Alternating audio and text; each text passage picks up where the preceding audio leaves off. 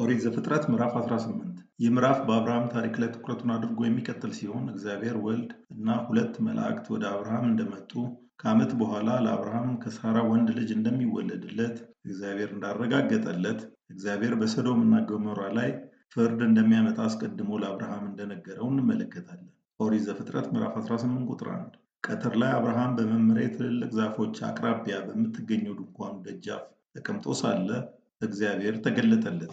እግዚአብሔርም ለአብርሃም ለመጀመሪያ ጊዜ የተገለጠለት ገና በተወለደበት ሀገር በኡር እያለ እንደነበር ከዚያም በኋላ በተለያየ ቦታና ጊዜ እንደተገለጠለት ከምዕራፍ 12 ጀምሮ በነበረን የኦሪት ዘፍጥረት ጥናታችን ተመልክተናል። ለማስታወስ ያህል ከዚህ በታች የተዘረዘሩትን ጥቅሶች ማየት ትችላላችሁ። ኦሪት ዘፍጥረት ምዕራፍ 12 ቁጥር 1፣ ምዕራፍ 12 ቁጥር 7፣ ምዕራፍ 13 ቁጥር 14፣ ምዕራፍ 15 ቁጥር 1፣ ምዕራፍ 15 ቁጥር 4፣ ምዕራፍ 15 ቁጥር 7፣ ምዕራፍ 15 ቁጥር 13፣ ምዕራፍ 15 ቁጥር 18 እና ምዕራፍ 17 ቁጥር 1። ኦሪት ዘፍጥረት ምዕራፍ 18 ቁጥር 2 ቀና ብሎም ሲመለከት ሶስት ሰዎች ቆመው አየ።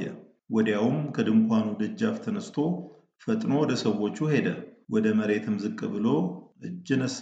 ከላይ ከቀረበው ጥቅስ ሶስት ሰዎች ሲል በቀጣይ ከዚህ በታች በቀረቡት ጥቅሶች ላይ በዝርዝር እንደምንመለከተው አንደኛው ሰው እግዚአብሔር ማለትም እግዚአብሔር ወልድ ወደ ምድር ከድንግል ማርያም ተወልዶ ከመምጣቱ በፊት እንደሆነ በዮሐንስ ወንጌል ምዕራፍ 8 ቁጥር 58 ላይ ጌታችን መድኃኒታችን ክርስቶስ ኢየሱስ እንዲህ ብሎ ነበር። የዮሐንስ ወንጌል ምዕራፍ 8 ቁጥር 58 ኢየሱስም እውነት እላችኋለሁ አብርሃም ከመወለዱ በፊት እኔ ነኝ አላቸው። ሁለቱ ሰዎች ደግሞ የእግዚአብሔር መላእክት መሆናቸውም በኦሪት ዘፍጥረት ምዕራፍ 19 ቁጥር 1 ላይ መጻፉን እናስተውላለን። መላእክትም ሆኑ እግዚአብሔር ወልድ ለተመረጡ የእግዚአብሔር ሰዎች ሲገለጡ በሰው አካል አምሳል የሚገለጡ መሆኑን እናስተውላለን። በተጨማሪም አብርሃም በሚገባ እንዳወቃቸው እናስተውላለን።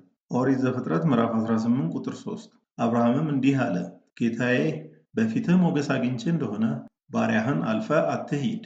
ከላይ ከቀረበው ጥቅስ አብርሃም እግዚአብሔር ወልድን ለይቶ እንዳወቀው እና ከእርሱ ጋር ጥቂት ጊዜ እንዲቆይ እንደጠየቀው እናስተውላለን። ኦሪት ዘፍጥረት ምዕራፍ 18 ቁጥር 4 ጥቂት ውሃ ይምጣላችሁና እግራችሁን ታጠቡ፣ እዚህም ከዛፉ ስር አረፍ በሉ። ኦሪት ዘፍጥረት ምዕራፍ 18 ቁጥር 5 ወደ እኔ ወደ አገልጋያችሁ ከመጣችሁ እህል ቀምሳችሁ ትበረቱ ዘንድ ምግብ ላቅርብላችሁና ጉዟችሁን ትቀጥላላችሁ። እነርሱም መልካም እንዳልከው አድርግ አሉት። ከላይ ከቀረበው ጥቅስ እግዚአብሔር ወልድ እና ሁለቱ መላእክት የአብርሃምን መስተንግዶ መቀበላቸውን እናስተውላለን። ኦሪት ዘፍጥረት ምዕራፍ 18 ቁጥር 6 አብርሃም በፍጥነት ሳራ ወዳለችበት ወደ ድንኳኑ ገብቶ ቶሎ ብለሽ 3 መስፈሪያ ስቅል ዱቄት አብኪና ቂጣ ጋግሪ አላት። ወደፊት በሚኖረን የመጽሐፍ ቅዱስ ጥናታችን እንደምናስተውለው 3 መስፈሪያ ዱቄት በሌላ ቦታም እንደተገለጸ እናስተውላለን።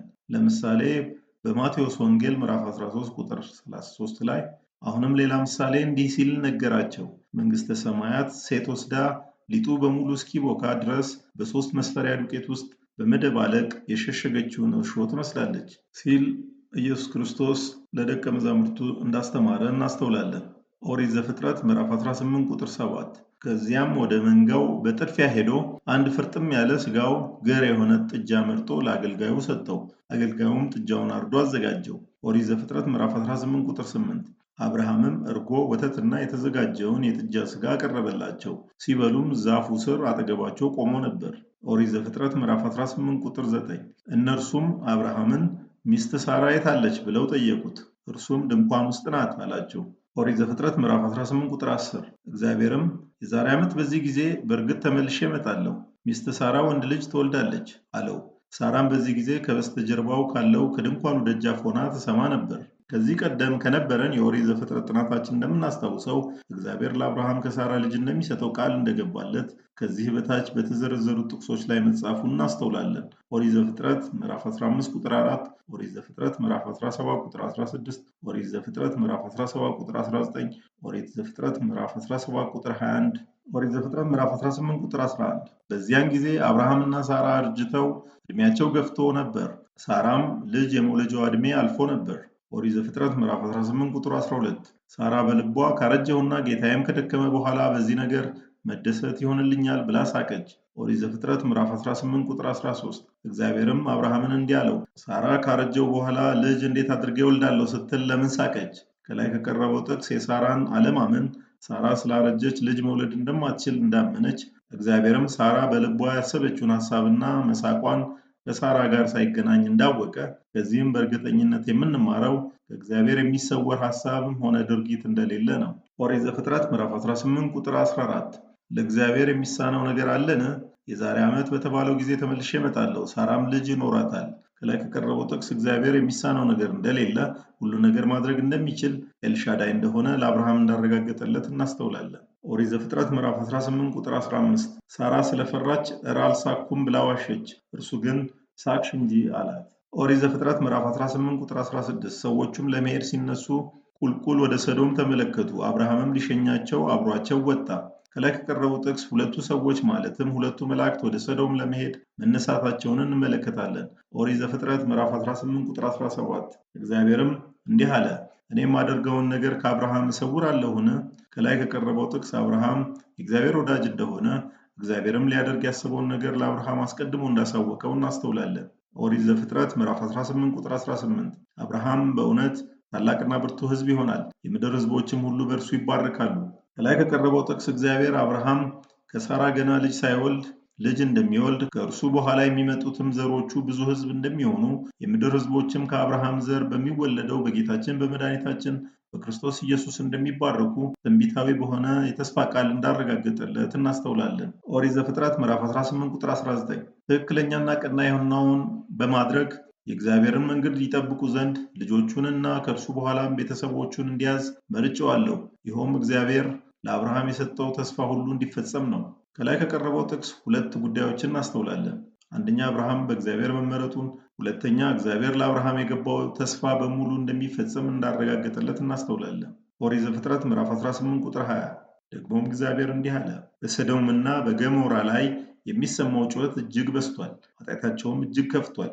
ኦሪት ዘፍጥረት ምዕራፍ 18 ቁጥር 21 አድራጎታቸው ከእኔ ዘንድ እንደደረሰው ጩኸት መሆኑን ለማየት ወደዚያ ወርዳለሁ፣ እንደዚያ ካልሆነም አውቃለሁ። ከላይ ከቀረቡ ጥቅሶች የተረዳነው የሰዶምና የገሞራ ኃጢአት እጅግ እንደበዛና እግዚአብሔር ጋር እንደደረሰ እና እግዚአብሔርም እንደሚፈርድባቸው ለአብርሃም አስቀድሞ እንዳስታወቀው እናስተውላለን። ኦሪት ዘፍጥረት ምዕራፍ 18 ቁጥር 22 ሰዎቹም ፊታቸውን ወደ ሶዶም አቅንተው ሄዱ፣ አብርሃም ግን በእግዚአብሔር ፊት እንደቆመ ነበር። ከላይ ከቀረበው ጥቅስ ሁለቱ ሰዎች ማለትም ሁለቱ መላእክት ወደ ሶዶም መሄዳቸውን፣ ነገር ግን እግዚአብሔር ወልድ ከአብርሃም ጋር መቅረቱን እናስተውላለን። ኦሪት ዘፍጥረት ምዕራፍ 18 ቁጥር 23 አብርሃምም ወደ እርሱ ቀረብ ብሎ እንዲህ አለ፣ በእርግጥ ጻድቁን ከኃጢአተኛው ጋር አብረህ ታጠፋለህን? ኦሪት ዘፍጥረት ምዕራፍ 18 ቁጥር 24 50 ጻድቃን በከተማይቱ ቢገኙ በውኑ ነዋሪዎቹን ሁሉ ታጠፋለህን? በውስጧ ለሚገኙ 50 ጻድቃን ስትል ከተማይቱን አትምርምን? ኦሪት ዘፍጥረት ምዕራፍ 18 ቁጥር 25 እንዲህ ሳይሆን ጻድቁን ከኃጢአተኛው ጋር እንዴት ትገድለዋለህ? ይህን የመሰለው አድራጎት ከአንተ ይራቅ፣ የምድር ሁሉ ዳኛ በቅን አይፈርድምን? ከላይ ከቀረበው ጥቅስ እግዚአብሔር ወልድ ፈራጅ ዳኛ እንደሆነ፣ የሰው ልጆች ሁሉ በዘመን መጨረሻ በክርስቶስ የፍርድ ወንበር እንደሚቀርቡ አመላካች ነው። ኦሪት ዘፍጥረት ምዕራፍ 18 ቁጥር 26 እግዚአብሔርም በሰዶም ከተማ 50 ጻድቃን ባገኝ ለእነርሱ ስል አገሪቱን በሞላ አምራለሁ አለ። ኦሪት ዘፍጥረት ምዕራፍ 18 ቁጥር 27 ደግሞም አብርሃም እንዲህ አለ፣ እኔ ከንቱ ትቢያና አመድ ሆኜ ሳለሁ ከጌታ ጋር ለመናገር አንዴ ደፍሬአለሁ። ኦሪት ዘፍጥረት ምዕራፍ 18 ቁጥር 28 ለመሆኑ ከ50 ጻድቃን 5 ቢጎድሉ በአምስቱ ሰዎች ምክንያት መላ ከተማዋን ታጠፋለህን? እርሱም 45 ጻድቃን ባገኝ አላጠፋትም አለ። ኦሪት ዘፍጥረት ምዕራፍ 18 ቁጥር 29 አብርሃምም እንደገና ምናልባት 40 ጻድቃን ቢገኙስ አለ። እርሱም ለ40ው ስል እምራታለሁ አለ። ኦሪት ዘፍጥረት ምዕራፍ 18 ቁጥር 30 ደግሞም አብርሃም ጌታዬ አይቆጣ እባክህ ልናገር 30 ጻድቃን ቢገኙስ? እርሱም 30 ባገኝ አላጠፋትም ብሎ መለሰ። ኦሪት ዘፍጥረት ምዕራፍ 18 ቁጥር 31 አብርሃምም ከጌታዬ ጋር እናገር ዘንድ መቼም አንዴ ደፍሬአለሁና ምናልባት 20 ብቻ ቢገኙስ አለ። እርሱም 20 ቢገኙ ለእነርሱ ስል እምራታለሁ አለ። ኦሪት ዘፍጥረት ምዕራፍ 18 ቁጥር 32 አብርሃምም ጌታዬ አይቆጣ አንድ ጊዜ ብቻ ልናገር ምናልባት 10 ብቻ ቢገኙስ አለ። እርሱም ስለ 10ሩ ስል አላጠፋትም ብሎ መለሰ። ከላይ ከቀረበው ጥቅስ አብርሃም ከ50 ጻድቃን በመነሳት እስከ 10 ጻድቃን ድረስ በሶዶም ከተማ ቢገኙ እግዚአብሔር ከተማዋንና ሕዝቧን እንዳያጠፋ ለማትረፍ መጣሩን እንመለከታለን። ነገር ግን አብርሃም ለምን ከ10 ጻድቃን በታች ለመጠየቅ አላሰበም ወይም አልፈለገም? ምናልባት በአብርሃም አስተሳሰብ 10 ጻድቃን ላይጠፉ ይችላሉ ብሎ በመገመቱ ሊሆን ይችላል። ሆኖም ግን 10 ጻድቃን አለመገኘታቸውና በቀጣይ በሚኖረን የኦሪት ዘፍጥረት ምዕራፍ 19 ጥናታችንን እንመለከታለን። ኦሪት ዘፍጥረት ምዕራፍ 18 ቁጥር 33 እግዚአብሔር ከአብርሃም ጋር ንግግሩን ከጨረሰ በኋላ ሄደ፣ አብርሃምም ወደ ቤቱ ተመለሰ።